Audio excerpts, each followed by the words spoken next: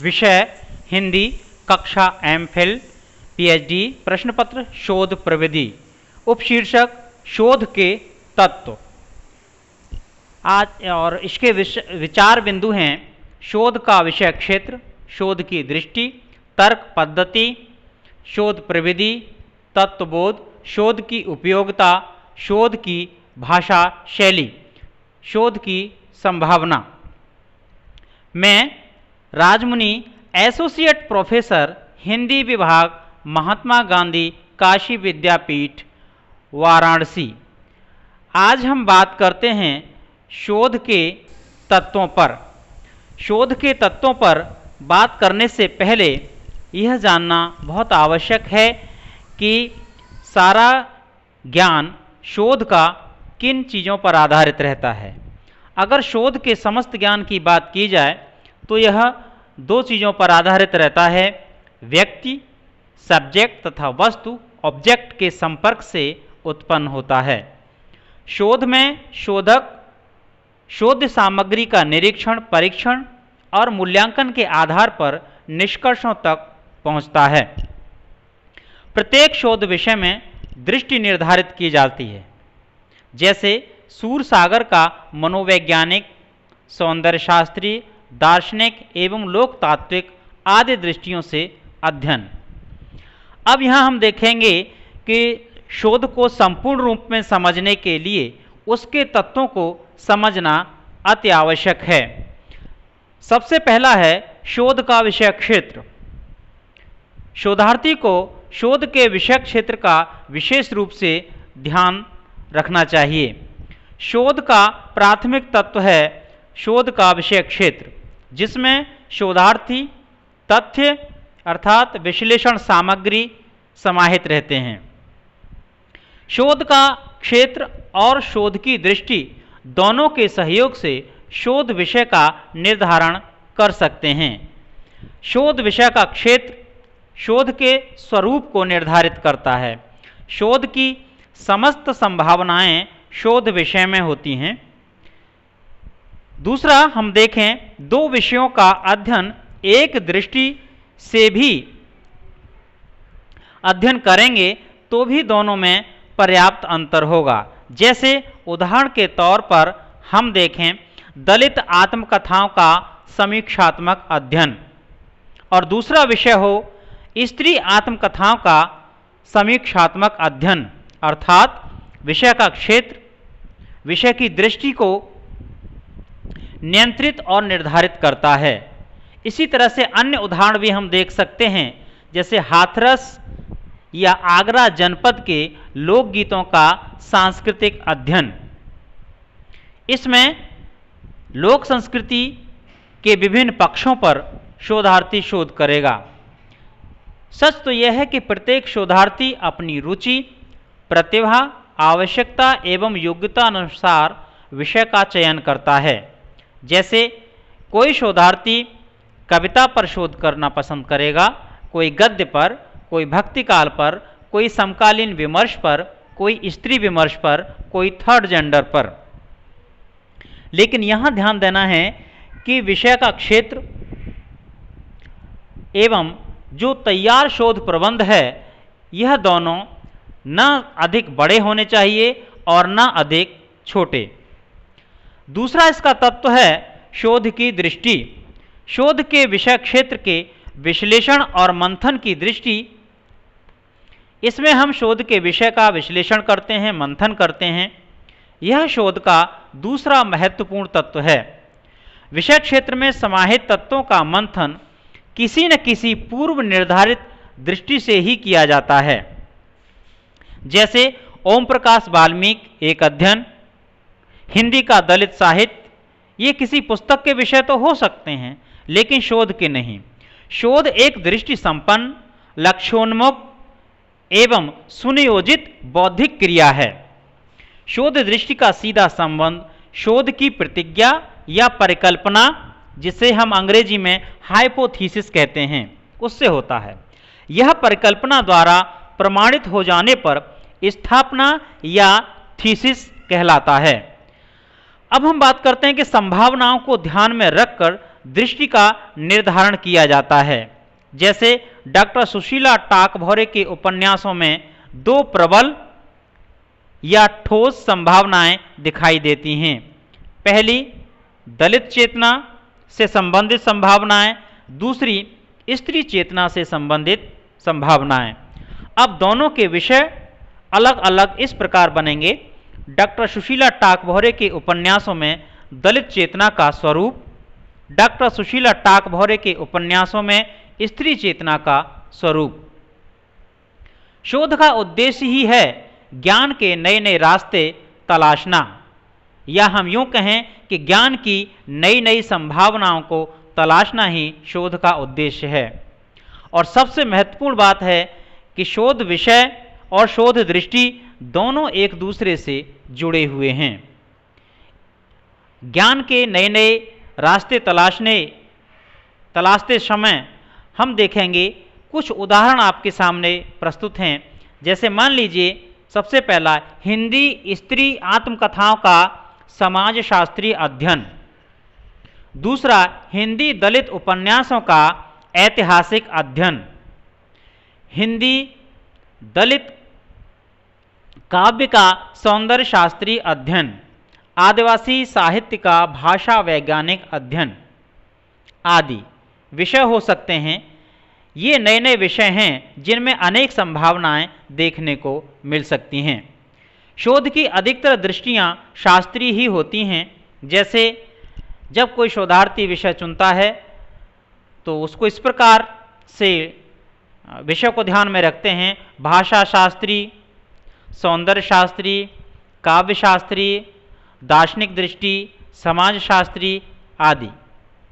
शोध दृष्टि का सैद्धांतिक पक्ष ही पूरे व्यावहारिक पक्ष का आधार बनता है। शोध दृष्टि के विविध आयामों को केंद्र में रखकर ही व्यावहारिक पक्ष से संबंधित सारे अध्याय तैयार किए जाते हैं और उनका विश्लेषण किया जाता है। शोध दृष्टि जितनी स्पष्ट, वैज्ञानिक और व्यवस्थित होगी, शोध प्रबंध उतना ही बेहतर, उपयोगी और महत्वपूर्ण होगा। सभी शोधार्थी सभी विषय पर शोध नहीं कर सकते हैं, इसलिए दृष्टि का निर्धारण शोधक की रुचि के अनुरूप हो। जैसे काव्य में रुचि रखने वाला शोधार्थी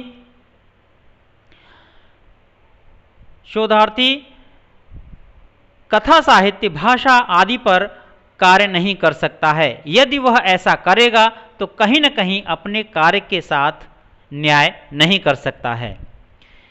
शोध दृष्टि के निर्धारण के समय एक बात सबसे महत्वपूर्ण है, वो यह है कि शोधार्थी को जब विषय निर्धारण करना हो तो उसे सबसे पहले दुराग्रह एवं मतवाद से मुक्त रहना चाहिए। यदि शोधार्थी ऐसा नहीं करता है तब भी वह अपने शोध कार्य के साथ न्याय नहीं करेगा। किसी रचनाकार, कृति एवं साहित्य का विश्लेषण उसी दृष्टि से होना चाहिए जिससे प्रेरित होकर रचा गया है, या उसके परिवेश को ध्यान में रखना चाहिए। हाँ, यह बात अलग है कि जो समीक्षक हैं, जो आलोचक हैं, किसी रचना और रचना की आलोचना अपने अपने तरीके से समय के मांग के अनुरूप कर सकते हैं। एक शोध विषय में एक ही दृष्टि होना शोध की प्रामाणिकता को सफल बनाता है एवं उसको और मजबूती प्रदान करता है। अधिक दृष्टि से शोध कार्य कठिन, अस्पष्ट एवं अवैज्ञानिक, अतार्किक हो जाता है। जैसे दलित साहित्य में प्रेम, सौंदर्य और संस्कृति एक ऐसा ही विषय है जो विषय कभी भी स्पष्ट नहीं हो सकता है। इसी तरह से काव्य में या गद्य में विषय जब बनते हैं उसी तरह से, या यूं समझा जाए जिस प्रकार वैज्ञानिक एक बार में मीथेन गैस ही खोजेगा, जंतु विज्ञानी एक बार में एक जीव विशेष का अध्ययन करेगा, और इसी तरह से जैसे उनके अनुसंधान के नाम होते हैं बकरी अनुसंधान, भैंस अनुसंधान इत्यादि, इसी तरह से जो हिंदी साहित्य के शोधार्थी हैं वह भी आदिवासी अनुसंधान केंद्र, स्त्री विमर्श अनुसंधान केंद्र, दलित अनुसंधान केंद्र, इस तरह से जो होते हैं उन पर विशेष रूप से महत्वपूर्ण कार्य किया जा सकता है। आज अनेक दृष्टियों से शोध होता है, जैसे सांस्कृतिक, सामाजिक, राजनीतिक, आर्थिक, वैज्ञानिक, भाषा वैज्ञानिक, सौंदर्य शास्त्री, मनोवैज्ञानिक, दार्शनिक, ऐतिहासिक एवं नीति शास्त्री आदि दृष्टियों से साहित्य का विवेचन एवं विश्लेषण किया जा सकता है। इसके अतिरिक्त अन्य दृष्टियां भी हैं जिन पर लोगों की नज़र कम जाती है, या तो जाती है तो बस उसके किनारे तक ही रहती है, उसके अंतरंग पक्ष को वह नहीं छूती है। जैसे अस्मितावाद, अस्तित्ववाद, बौद्ध दर्शन का प्रभाव, अंबेडकर चिंतन का प्रभाव, कार्ल मार्क्स का प्रभाव, आधुनिकता बोध, जाति लिंग जैसे थर्ड जेंडर, मनोविश्लेषणवाद, हाशिए का समाज आदि दृष्टियां भी हैं। इस दृष्टि से यदि शोध किया जाएगा तो निश्चित रूप से वह शोध नई संभावनाओं के साथ अवतरित होगा। तीसरा तत्व है तर्क पद्धति। यह शोध का इतना महत्वपूर्ण तत्व है कि इसके बिना मान लीजिए कि शोध जैसे रीढ़ विहीन और आत्मा विहीन होगा। तर्क वह दुधारी तलवार है जो किसी भी व्यक्ति, विचार या मतवाद का खंडन भी करती है और मंडन भी कर सकती है। तर्क में युक्ति, वाद विवाद, कल्पना, संदेह ये सारी संभावनाएं निरंतर बनी रहती हैं, और वास्तव में जो शोधकार तर्क की कसौटी पर खरा उतरता है वही समाज उपयोगी हो सकता है और महत्वपूर्ण भी हो सकता है। चौथा है शोध प्रवृत्ति। शोध प्रवृत्ति वर्षों के अनुसंधान, शोध अनुभव के भीतर से उपजी है। उसमें वर्तमान शोध क्रिया के भीतर प्रवेश पाने और उसके स्वरूप को अनुशासित करने की नैसर्गिक क्षमता होती है, जिसे अंग्रेजी में रिसर्च मैथोलॉजी कहते हैं। जब हम शोध करें तो उसकी मैथोलॉजी क्या होगी। शोध प्रवृत्ति शोध का तकनीकी पक्ष है। तकनीकी कैसे करें, कब करें, कहाँ करें, कितना करें, कहाँ कहाँ करेंगे, नवीन कैसे होगा, बेहतर कैसे होगा, मौलिक कैसे होगा, सबसे अलग कैसे होगा, इत्यादि इत्यादि। प्रत्येक शोधक अपनी क्षमता एवं रुचि के अनुरूप ही शोध प्रवृत्ति का उपयोग करता है। विज्ञान की शोध प्रवृत्ति अधिक स्थिर एवं मानक होती है। वैज्ञानिक शोध प्रवृत्ति और साहित्य की शोध प्रवृत्ति में यही अंतर होता है। व्यावहारिक अनुभव के कारण साहित्यिक शोध में भिन्नता होती है। साहित्य में प्रत्येक परिभाषा भिन्न भिन्न होती है। इसके बाद पांचवें तत्व की बात करें, वह है तत्वान्वेषण। तत्वान्वेषण शोध का साध्य या आत्मा भी कहते हैं। साहित्यिक शोध कृति या कृतिकार का विश्लेषण करना शोधक का लक्ष्य होता है। उपसंहार सभी अध्यायों के निष्कर्षों का भी निष्कर्ष होता है। साहित्यकार की दृष्टि मूलतः सृजनात्मक एवं संश्लिष्ट होती है। शोधक की दृष्टि वैज्ञानिक, तर्कपूर्ण एवं विश्लेषणात्मक होती है। प्रत्येक साहित्यकार के सृजन के क्षेत्र एवं अनुभव अलग अलग होते हैं। तत्वान्वेषण का मुख्य आधार तथ्यानुसंधान है। इसमें अलग अलग विचारक, अलग अलग शोधक की दृष्टि अलग अलग तरीके से काम करती है। यानी एक साहित्यकार और उसकी रचना को अलग अलग तरीके से उसका हम तथ्यान्वेषण कर सकते हैं। तत्वान्वेषण से ही ज्ञान के क्षेत्र का विस्तार होता है। पुराने विषयों पर नई दृष्टि से और नए विषयों पर पुरानी दृष्टि से भी शोध कार्य किया जा सकता है। पहले शोध प्रबंधों में तथ्यानुसंधान पर ध्यान दिया जाता था, लेकिन अब तत्वानुसंधान पर विशेष ध्यान दिया जाता है।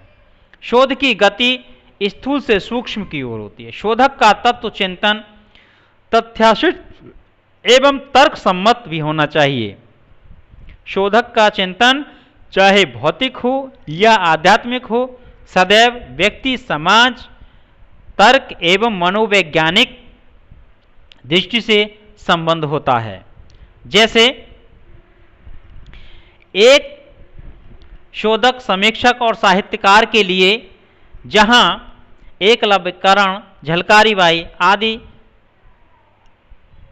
सामान्य से विशिष्ट हो सकते हैं, दूसरे के लिए विशिष्ट से सामान्य होते हैं। इसी तरह से राम, सीता, रावण किसी के लिए सामान्य से विशिष्ट हैं और किसी के लिए विशिष्ट से सामान्य हैं। अब अगला जो तत्व है वो ये है शोध की भाषा शैली।